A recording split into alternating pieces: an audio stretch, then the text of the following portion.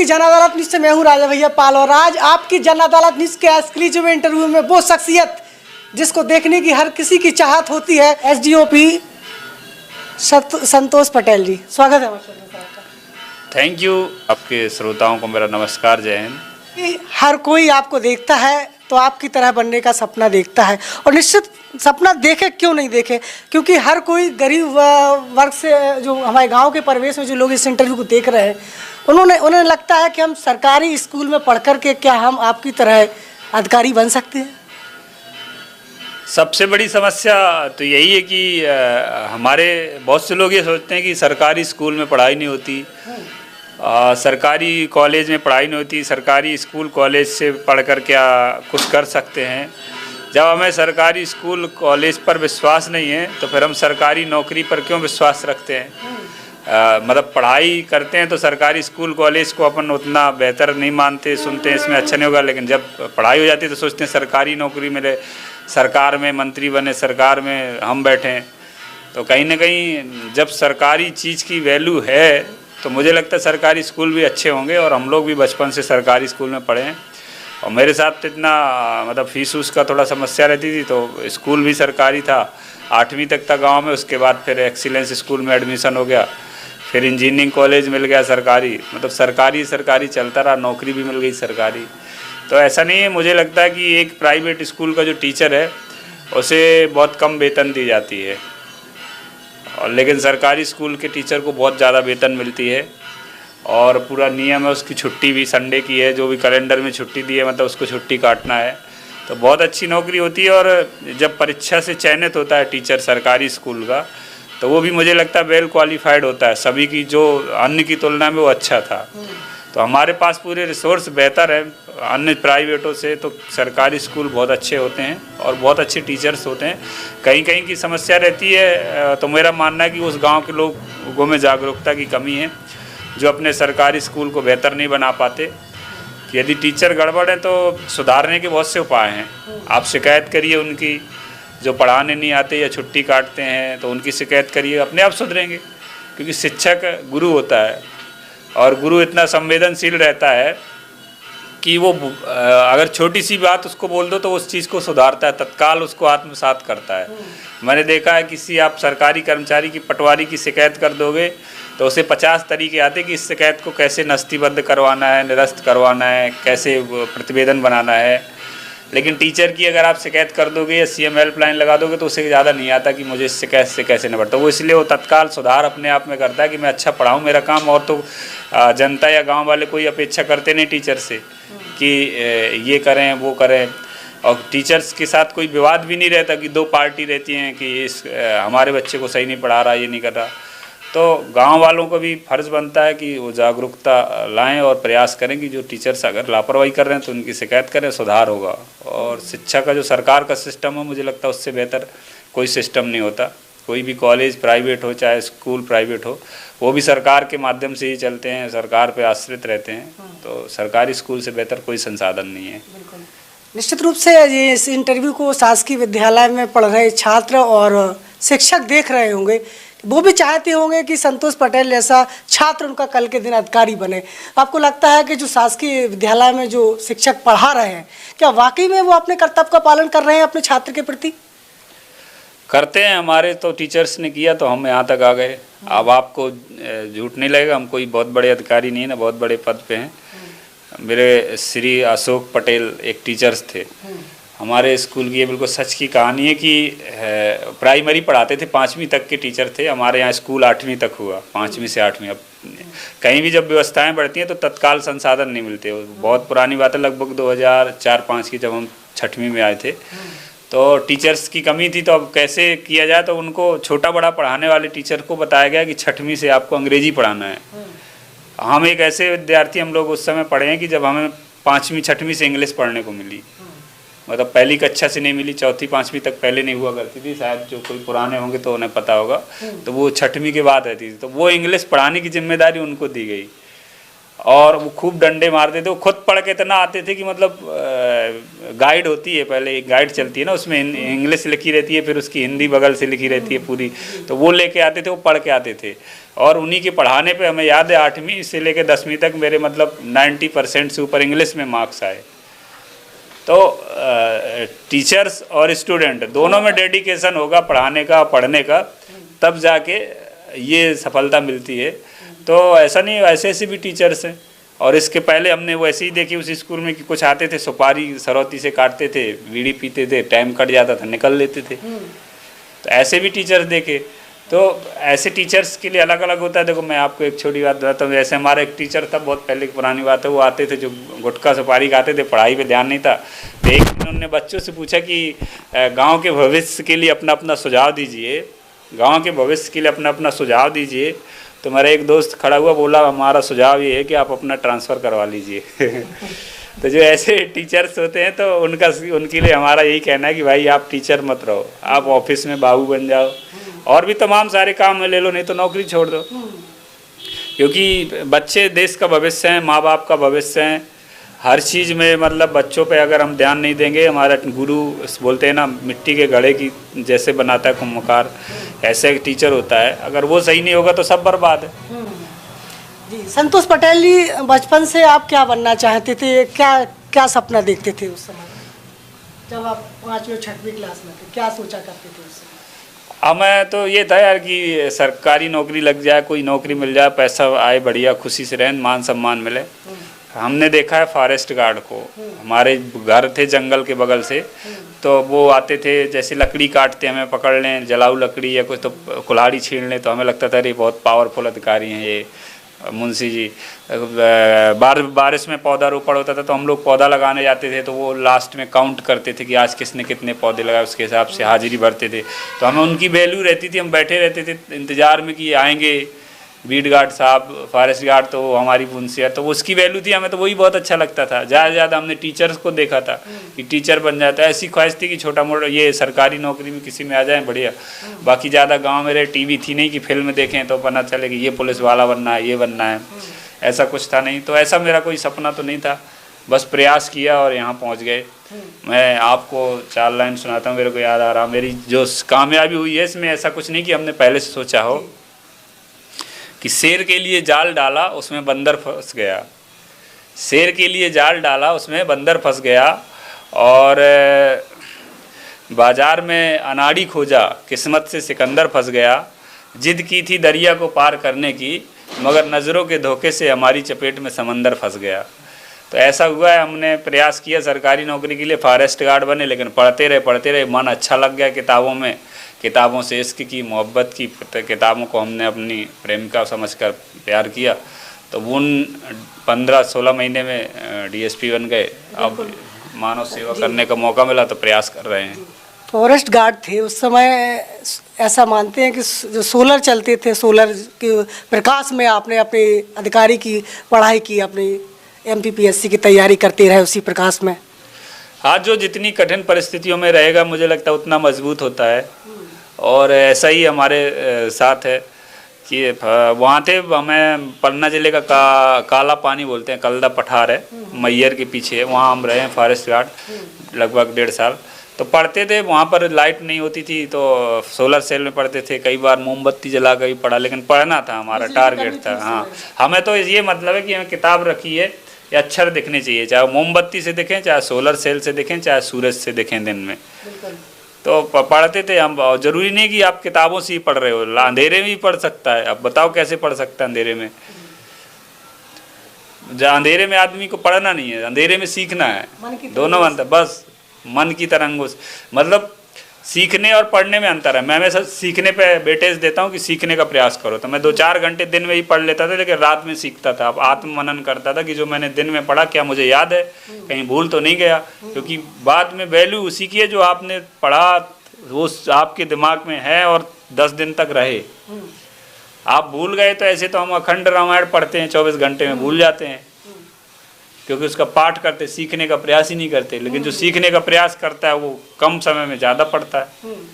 तो मुकाम हासिल करने के लिए किसी भी प्रकार का हम बहाने को नहीं खोज सकते हैं, मुकाम के लिए हर प्रयास संभव हो सकता है। जैसे कि आपने सोलर की प्रकाश में पढ़ाई की, कई लोगों ने जो स्ट्रीट लाइट लगी रहती है रोड पर वहाँ पढ़ लेते हैं बाहर, तो किसी प्रकार की कमजोरी नहीं होना चाहिए कि लाइट नहीं है घर में तो हम पढ़ नहीं सकते। बिल्कुल, देखो अगर हम परिस्थितियों से हार गए, मुसीबतों से डर गए, तो समझ लो मर गए, कुछ नहीं है। और हम डट कर सामना करेंगे, अच्छा करेंगे तो बहुत अच्छा होगा। कठिन परिस्थितियों में जो चीज़ हम सीखते हैं वो हमेशा याद रहती है, तो हमें इन चीज़ों पे ध्यान देना चाहिए और बहुत अच्छा होता है। लाइफ में कभी दिक्कत नहीं आती और बढ़िया जीवन चलता है। हमने भी प्रयास किया तो आज अच्छी जगह है, बहुत अच्छा है। ऐसा बताते हैं कि 3 अगस्त 2015 में आपने एक संकल्प लिया कि जब तक आप अधिकारी नहीं बन जाते, जब तक आप दाढ़ी रखाएंगे, तो आपने दाढ़ी भी रखा ली थी उस समय, और जब तक लक्ष्य हासिल नहीं मिला जब तक आपने नहीं कर पाई। हाँ है, आप फोटो बड़ी थी, लोग मेरे को बाबा जी भी कहने लगे थे। हालांकि मैंने एक पीली गेरुए रंग की टी शर्ट पहनने लगा था उस समय।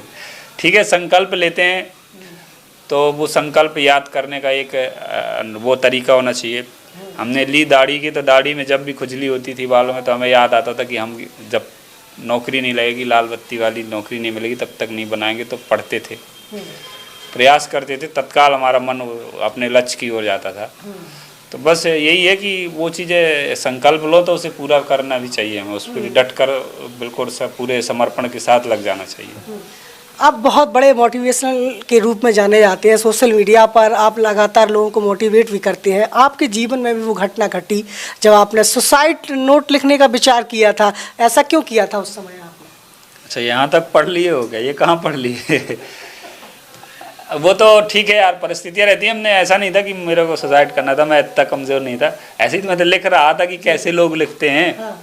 कल्पनाएं देख रहा था कि मेरी क्या कल्पना होती है। और ये सच है, उसी दिन मैंने लिखा ऐसा कोई इरादा नहीं था। लेकिन उसी दिन मेरे एक गांव की मित्र का फ़ोन आया कि यार तुम बहुत होशियार हो, क्या कर रहे हो, बर्बाद हो रहे हो, मार्केटिंग कर रहे थे, पढ़ाई करो, पीएससी की तैयारी करो, कर सकते हो। विश्वास नहीं है, ये मैं कोई झूठ नहीं, मेरे राम सुपाल अनुरागी अभी प्रोफेसर हैं, उनने पीएससी दिए 5-6 बार, मेंस निकला इंटरव्यू, लेकिन वो अधिकारी नहीं बन पाए पीएससी में। हालांकि पीएससी से ही प्रोफेसर बने, लेकिन उनने मुझे गाइड किया, मैंने तैयारी की। आप विश्वास मानोगे कि अगले 15 महीने बाद मैं डीएसपी बन गया था। तो वो सब समय परिस्थितियाँ रहती हैं, इंसान को कहीं से भी घेर घार के ले जाती हैं। पटेल जी, हमारा ये सवाल यही था, लोग तैयारी करते हैं, बाहर जाते हैं, और जब वो अपने मुकाम को हासिल नहीं कर पाते हैं तो सुसाइड जैसे कदम उठा लेते हैं। तो कैसे इसको हम टाल सकते हैं, कैसे हम अपने लक्ष्य को हासिल करें? नहीं, देखो जीवन में जरूरी नहीं कि आप अधिकारी नहीं बने, पीएससी पास नहीं की तो आपने कुछ नहीं कर पाए। क्या और बड़े लोग नहीं है क्या? तो अपना अपना वो रहता है, आप किस फील्ड में माहिर हो, किस्मत आजमा सकते हो। कोई दौड़ने में नहीं अच्छा होता है तो कोई रस्सा चढ़ने में बहुत अच्छा होता है। तो आप अगर एक से नहीं हो पाया तो इसका अर्थ ये नहीं, जैसे मेरे एक दोस्त, मैं यही बता रहा हूँ, उन्होंने पीएससी में खूब प्रयास किए, नहीं हुआ, लेकिन पीएससी से वो प्रोफेसर बन गए, तो वो क्या कम है क्या? उनकी भी एक बड़ी सफलता है। तो ऐसा नहीं है कि मतलब आप कुछ चीज़ें होती है, लेकिन हम प्रयास करते रहें और अब निराश होकर ये तो कभी कदम ही न करें कि जीवन लीला समाप्त करना है। ये तो महामूर्ख लोग करेंगे। मैं तो बोलता हूँ जिसका दिमाग ही बंद हो गया, ऐसा तो सोचना ही नहीं। रास्ता बदल दो। अगर आप लग रहा कि अब कठिन नहीं हो पा रहा, समय निकलता जा रहा, उम्र निकल रहा, रास्ता बदलो, आसानी से आप पहुँच जाओगे। तो मंजिल कई तरीके से भी हो सकती है ना, तो उस पर लगे रहना है। और हमें ये तो कभी होना नहीं, नेवर गिव अप, कभी छोड़ो मत, निराश मत हो बिल्कुल पूरी तरह से।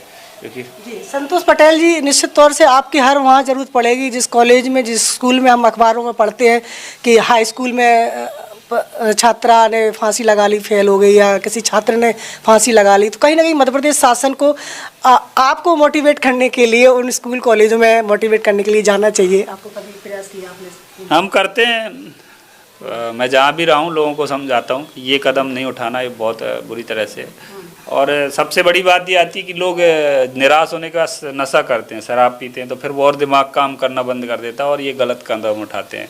तो अपने जो भी युवा साथी हैं, मेरा यही कहना है कि थोड़ा नशे से दूर रहें, क्योंकि नशा में थोड़ा बड़ा है, उसको अगर ये बड़ा नाम लगा दो तो वो नाश हो जाता है, उस दर इधर कर दो। ऐसे ही है, वो थोड़ी सी बुद्धि यहाँ वहाँ उछली, नशा किया तो वो नाश की ओर ले जाता है। तो उससे हमें थोड़ा बच के रहना है। और मेरा सभी को ये कहना है जो परिस्थितियों में कमज़ोर हैं, संघर्ष कर रहे हैं, गरीबी की स्थिति में हैं, वो सब अधिकारी भी बन सकते हैं, कुछ भी कर सकते हैं अगर प्रयास करें। एक छोटा 4 लाइन आपको सुनाता हूँ कि जिसके घर में न टीवी है न टेलीफोन है, जिसके घर में न टीवी है न टेलीफोन है वो अधिकारी बन सकता है। खाने को 2 वक्त की रोटी, पहनने को पतलून है वो अधिकारी बन सकता है।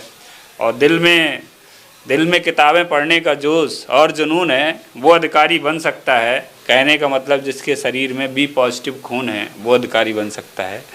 ये बी पॉजिटिव मेरा खून भी है और बी मतलब मैं बुक्स बोलता हूँ, जिसका नज़रिया बुक्स के प्रति सकारात्मक है और बुक्स वाला मतलब जिसके रक्त में है कि वो बुक्स किताबों को अपना सब कुछ मानता है, तो वो अधिकारी क्या हर एक सपना सच कर सकता है।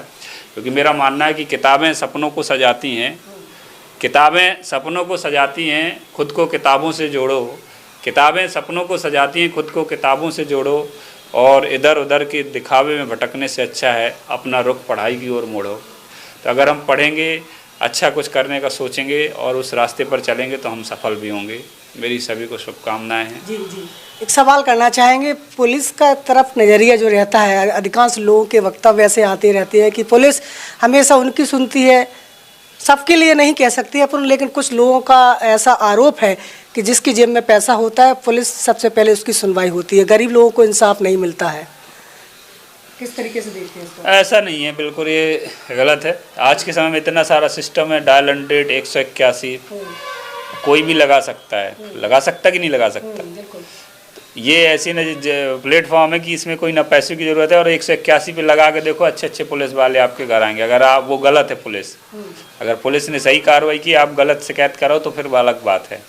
अगर आप सही में पीड़ित हो तो आपके घर आएगी पुलिस। तो पुलिस बनी है उसी के लिए, पीड़ित के लिए बनी है। ऐसा कुछ नहीं है कि पैसे वालों की सुनते, पैसे वालों का तो मुझे नहीं लगता, ऐसा बिल्कुल ही नहीं है ना। और जो करते हैं ऐसा तो मुझे लगता है वो समाज कमज़ोर है जो ऐसे लोगों का विरोध नहीं कर पा रहा आज के समय पे। मैं तो उस समाज को नालायक कहूँगा जो ऐसे भ्रष्टाचार, तो मैं तो ये इसको तो बहुत ही ज़्यादा मानूंगा कि कोई पीड़ित है और उसको उसकी FIR ना लिखकर उसको घुमा रहे हैं। कोई पीड़ित है कि कोई पैसे वाले ने उसको प्रताड़ित किया, उसकी पूरी ज़मीन छुड़ा ली और उसकी मदद ना करके उसकी कर रहे हैं, तो ये तो बहुत ही अन्याय है। तो पूरी तरह से मतलब अन्याय है। तो ऐसी चीज़ें नहीं हैं आज के समय पे, और जो समाज इन चीज़ों के खिलाफ नहीं उठा रहा तो समाज ही कमज़ोर है।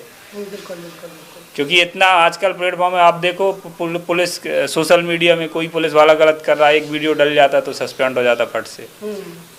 मैं पुलिस की बात नहीं कर रहा, पूरे प्रशासन में तो बहुत कुछ ज़रूरी है। अगर गलत है कोई अधिकारी कर्मचारी तो उसके खिलाफ आवाज़ उठाना आना चाहिए हमें। अगर हम आवाज़ उठाएंगे तो उस तत्काल सुधर जाएगा। सही पुलिसिंग किसे कहते हैं आप? सही पुलिसिंग के नैतिक कर्तव्य क्या होना चाहिए? सही पुलिसिंग यार देखो वही है, पुलिस 3 अक्षर है, मैं इनको बोलता हूँ पुकार लीजिए सहायता के लिए। तो जो व्यक्ति मैं सच्चा पुलिस वाला उसे मानता हूँ जो उसकी सुने, जिसकी सिफारिश के लिए कोई फ़ोन ना आए। तो ये मेरा मानना है कि जिसकी कोई सिफारिश नहीं कर रहा, जिसकी सिफारिश के लिए कोई फ़ोन नहीं आया, अगर आप उसकी मदद कर रहे हो, उस पीड़ित के घर जा रहे हो और आरोपी को हड़का रहे हो और आरोपी को अच्छे से चमका रहे हो और उसे खुशी मिल रही है, तो वो पुलिस वाला है।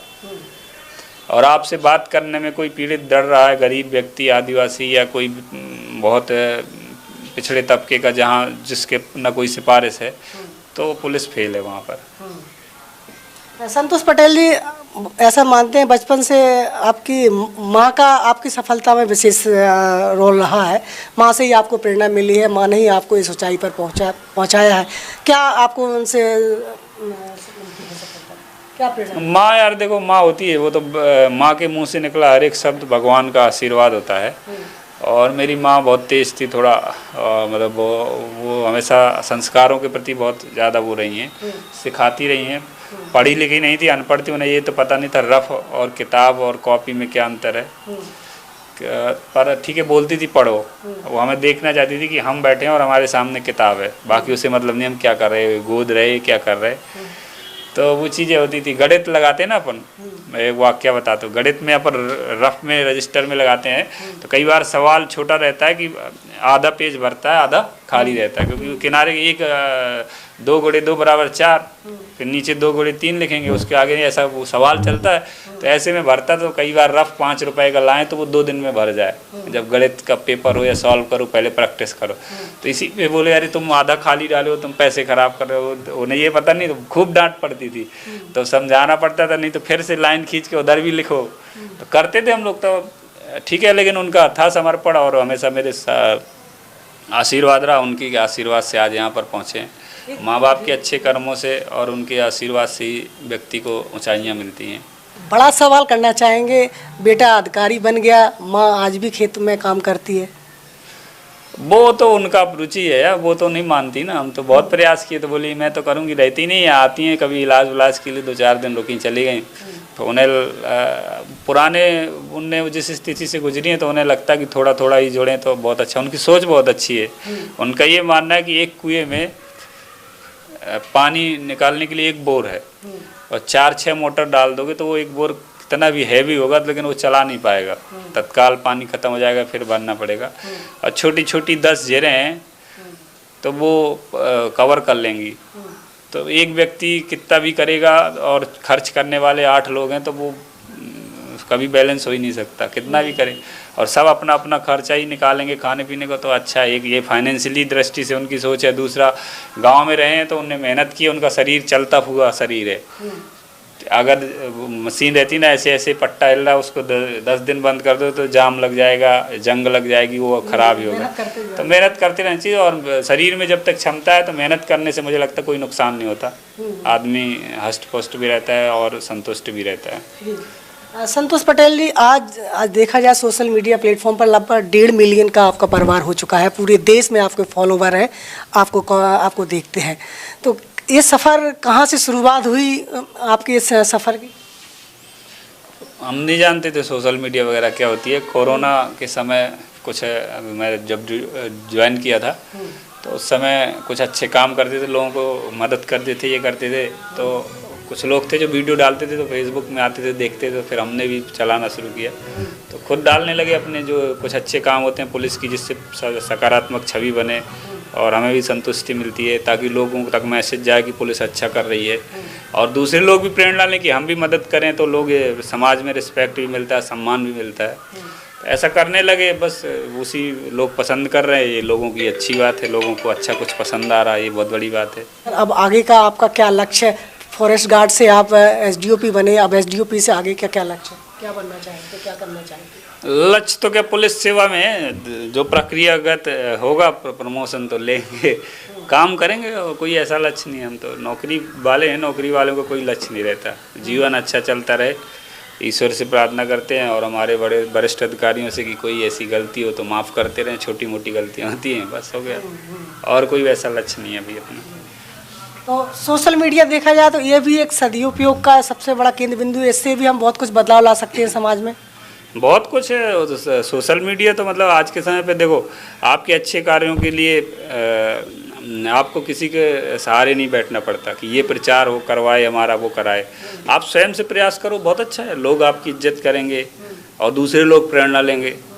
तो वो चीज़ें, जैसे टीवी है, ऐसा माना जाता था कि पहले टीवी में कौन लोग आते थे? बड़े लोग, बड़े नेता लोग, जिनकी संपर्क हो, वही लोग आते थे। नहीं, अच्छे काम करने वालों की क्या कमी थी दुनिया में?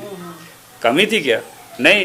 लेकिन सोशल मीडिया, अभी देखा आपने, प्रधानमंत्री जी ने कुछ सोशल मीडिया इन्फ्लुएंसर्स को सम्मानित किया, मैथिली ठाकुर, और भी बहुत से लोग थे। तो वो लोग सोशल मीडिया से तो वहाँ तक पहुँचे ना, पहुँचे कि नहीं पहुँचे?